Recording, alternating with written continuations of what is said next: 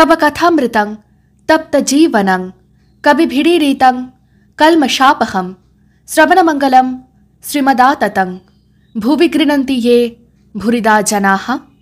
শ্রী শ্রী রামকৃষ্ণ কথামৃত। দক্ষিণেশ্বরে শ্রীরামকৃষ্ণ ভক্ত সঙ্গে এবং ঠনঠনে সিদ্ধেশ্বরী মন্দিরে গমন। অষ্টম পরিচ্ছেদ। 1883 15 ডিসেম্বর। ঠাকুর শ্রী রামকৃষ্ণ দক্ষিণেশ্বরে সেই পূর্ব পরিচিত ঘরে মেঝেতে বসিয়া প্রহ্লাদ চরিত্র শুনিতেছেন। বেলা 8টা হইবে। শ্রীযুক্ত রামলাল ভক্তমাল গ্রন্থ হইতে প্রহ্লাদ চরিত্র পড়িতেছেন। আজ শনিবার, পয়লা পৌষ, অগ্রায়ণ কৃষ্ণা প্রতিপদ, 15 ডিসেম্বর 1883 খ্রিস্টাব্দ। মণি দক্ষিণেশ্বরে ঠাকুরের সঙ্গে তাহার পদছায়ায় বাস করিতেছেন। তিনি ঠাকুরের কাছে বসিয়া প্রহ্লাদ চরিত্র শুনিতেছেন। ঘরে শ্রীযুক্ত রাখাল, লাটু, হরিশ কেহ বসিয়া শুনিতেছেন, কেহ যাতায়াত করিতেছেন।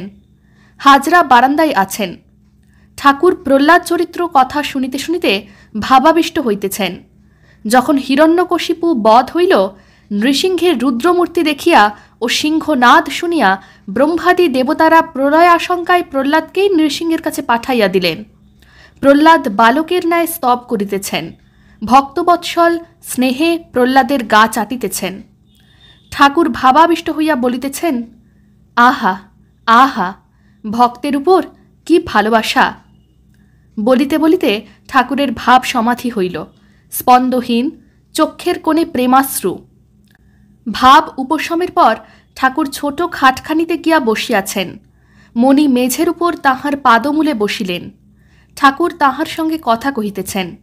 ঈশ্বরের পথে থাকিয়া যাহারা স্ত্রী সঙ্গ করে তাহাদের প্রতি ঠাকুর ক্রোধ ও ঘৃণা প্রকাশ করিতেছেন। শ্রীরামকৃষ্ণ: লজ্জা হয় না? ছেলে হয়ে গেছে আবার স্ত্রী সঙ্গ? ঘৃণা করে না? পশুদের মতো ব্যবহার।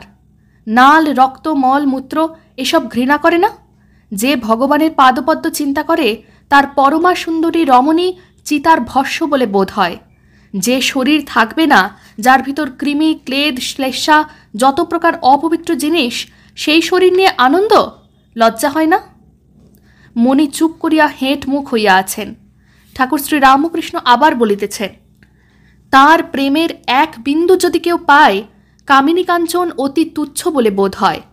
মিছরির পানা পেলে চিটে গুড়ের পানা তুচ্ছ হয়ে যায়।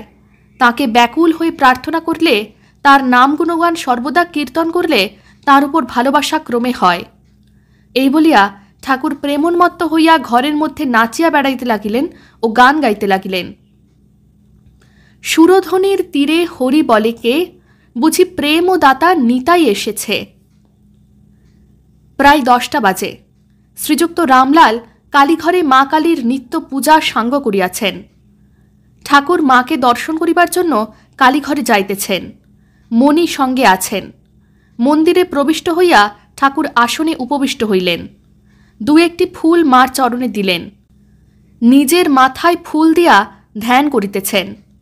এইবার গীতচ্ছলে মায়ের স্তব করিতেছেন। ভবদ্বারা ভয়হরা নাম শুনেছি তোমার, তাইতে এবার দিয়েছি ভার, তারও তারও না তারও মা।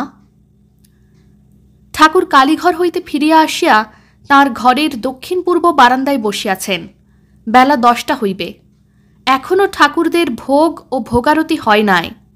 মা কালী ও রাধাকান্তের প্রসাদী মাখন ও ফলমূল হইতে কিছু লইয়া ঠাকুর জলযোগ করিয়াছেন।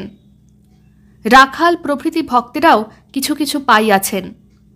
ঠাকুরের কাছে বসিয়া স্মাইলস সেলফ হেল্প পড়িতেছেন। লর্ড আর্সকাইনের বিষয়। শ্রীরামকৃষ্ণ মাস্টারের প্রতি: ওতে কি বলেছে? মাস্টার: সাহেব ফলাকাঙ্ক্ষা না করে কর্তব্য কর্ম করতেন, এই কথা বলেছে। নিষ্কাম কর্ম।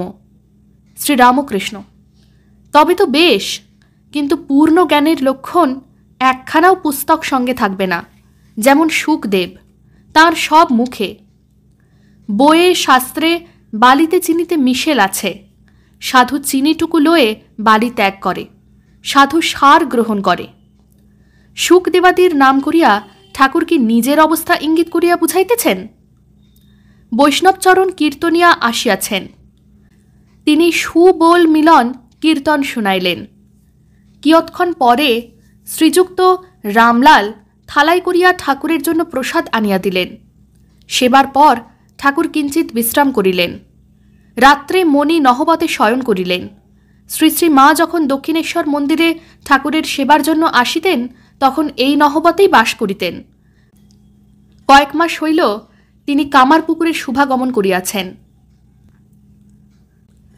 ওং নিরঞ্জনং নিত্যম অনন্তরূপম ভক্তানুকম্পা ধৃতবিগ্রহং বৈ ঈশাবতারং পরমেশমেদ্যং তং রামকৃষ্ণং শিরসা নমামঃ। শ্রীরামকৃষ্ণ अर्पणमस्तु।